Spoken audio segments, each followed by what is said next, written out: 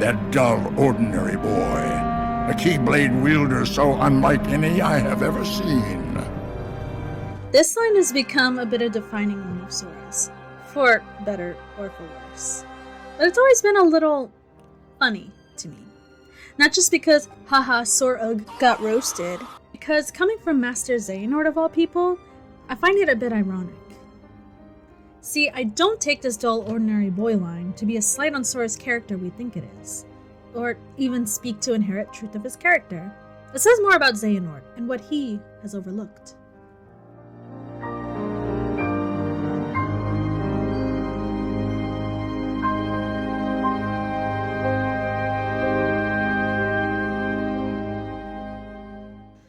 We know Sora. He's this affable dude, sometimes a dork, just an all-around easy guy to be around.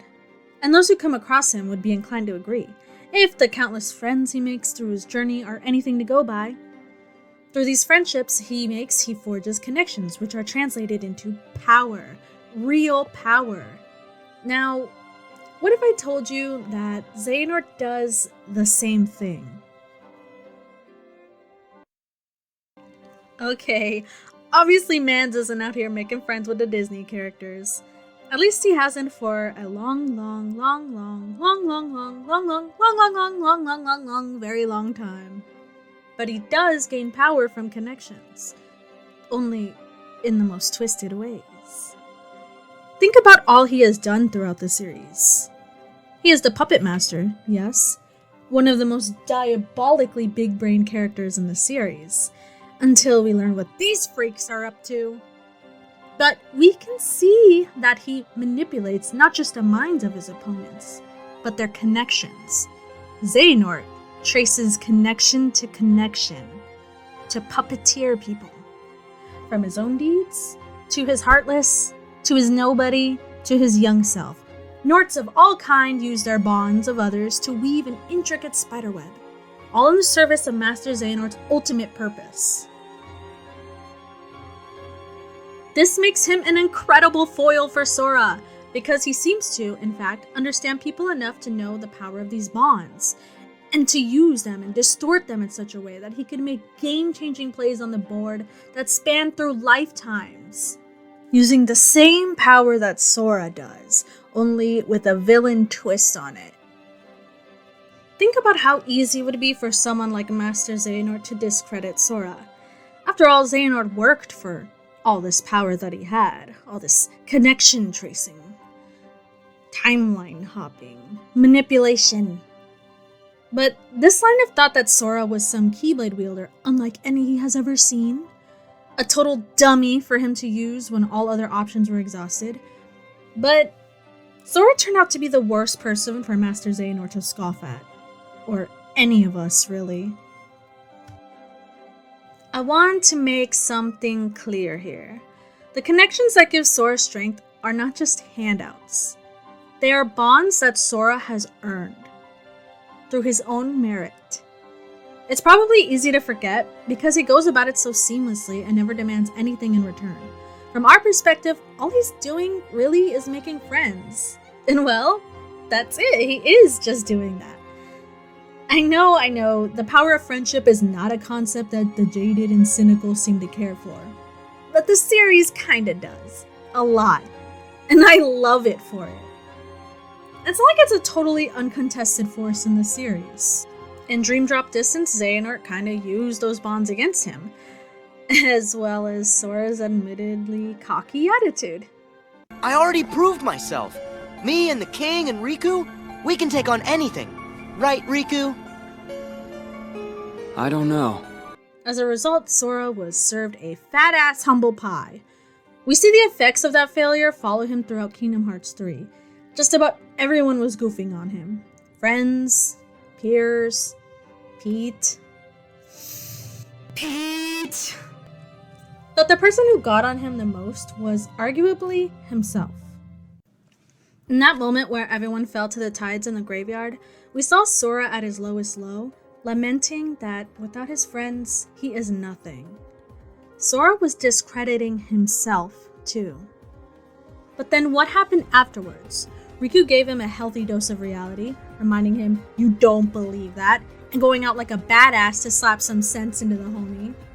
And then after a bit of piecing himself back together, we get another touching wake-up for Sora. Kairi using her light to keep him together was a team-carrying move if I ever saw one, sure. But it's what she says to him that I think is the most important aspect of this all. The light in the darkness. It was you. You're the one who kept me from fading away. All I did was believe that you wouldn't. It's not just that Sora's out here making friends with people that they lend him their strength. They do it because they believe in him. Riku has his back, Kairi being his light, these magical Disney characters giving him a hand. Isn't every resolution to Disney Worlds that Sora was there for someone through their struggles? You made me so much stronger. You taught me what friendship is truly all about. And I'll never forget it. As soon as I met you, I knew we were going to defeat the MCP and free the system.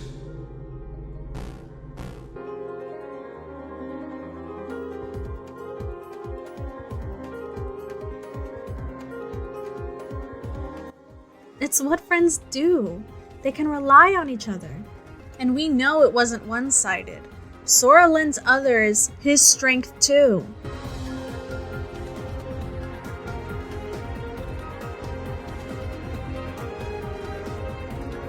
To be able to help your friends and be helped in turn, it's kind of the thesis of Kingdom Hearts, isn't it? Which makes Sora the best representative of the heart of Kingdom Hearts. But don't just take it from me. In fact, I would like to believe maybe he can set things right. A boy like him who touches so many hearts. He could open the right door and save all those people whose lives I managed to ruin. Okay, now let's talk about the Nomura interview. One of the concepts behind the KH series is that the main character, Sora, isn't special. He's just a normal boy. Yes, he does have connections with Ventus's heart, among others, but he hasn't inherited anything from them. He's just a normal boy you could find anywhere. I've seen it get spun much of the same way that dull ordinary boy gets spun, in that Sora is just so overlookable because he's so average, especially when compared to Xehanort. Nomura even saying in another interview that he closer related to Xehanort. But I don't think it's really a dig on Sora's character at all. I think what Nomura is trying to emphasize here is that being ordinary does not keep you from being extraordinary. And that right there is something that truly defines Sora. He is someone who, by all accounts, didn't have much going for him beyond a smile and a warm personality, but that never kept him from doing the most. I wanted to make Sora a character that the player could take onto themselves and feel that you don't have to be special, but connect with many people and you will realize your secret potential.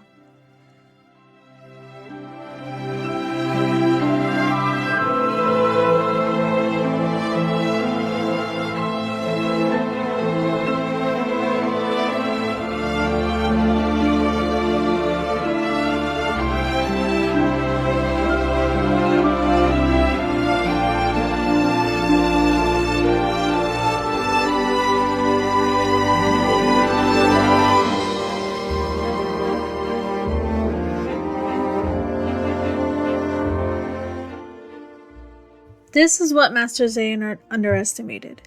In some perverse way, he does understand the value of these bonds, but only that they could be exploited in service of his own ends. If Sora is tracing connections, then Master Xehanort is bending them to his will. And if he understands Sora, it's only in the most cynical ways. The dull boy whose connections could be easily used against him. But now how fully Sora has embraced the power of these connections. And that's the price he pays for disrespecting the sanctity of that power. Because the dull ordinary boy managed to unleash that hidden potential and break free of the cycle of manipulation. This makes the inevitable defeat of Xehanort a thematically satisfying one. But it also makes it an ironic one. Xehanort might not actually be all that extraordinary either. And he totally knows it. Just take a look at these secret report lines. Until a few short years ago, I'd known only my own world, a speck of land surrounded by sea, but how I dreamed of, yearned for the world beyond. Ericus is a blue blood, descended from the very first masters in the age of fairy tales. Now, we don't know much about the significance of blue bloods yet, or what they lend to Keyblade wielders, but in this framing, it almost seems like Xehanort considers them exceptional. But he strives to be above it. But I did not come this far to indulge in adulation. I will be his peer, his equal, and to do that, I must learn to wield the power born from both darkness and light in proper balance. Now, take it as you will, but could one interpretation be that Xehanort, too, didn't sit idle? Be it from bloodlines or life on some small island, he broke free of what was determined and made his own fate. And all of that is why I believe his journey mirrors Sora. Overcoming these limitations by use of connections and pushing past known limits, breaking free of what was decided of them. And to think, if he stayed on that island all those years ago, he too could have grown up to be a dull and ordinary boy.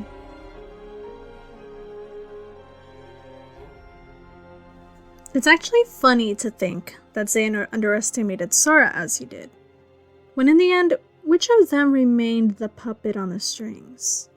If we were to believe what Zigbar says anyway, about the scapegoat. But I do wonder about that. Perhaps his journey, much like Sora's, isn't quite over. Not yet. But we'll have to save that rabbit hole for another time. Yeah, we're calling it here. I'm kinda out of drawing footage, but I'm not out of steam. Throughout this video, I actually left hints about what I'd like to discuss next, so if that interests you, you should subscribe, because I'm nowhere near done talking about these two. For now though, thank you so much for watching. It's been fun being able to gush about some of the coolest characters in Kingdom Hearts. And you know, I'm actually kind of proud of this drawing. Never mind what I think, tell me what you think in the comments. Wow. I actually don't know how to end this. Here's some credits. Here's my Twitter. I draw stuff. I think I'm gonna take a long nap. I go.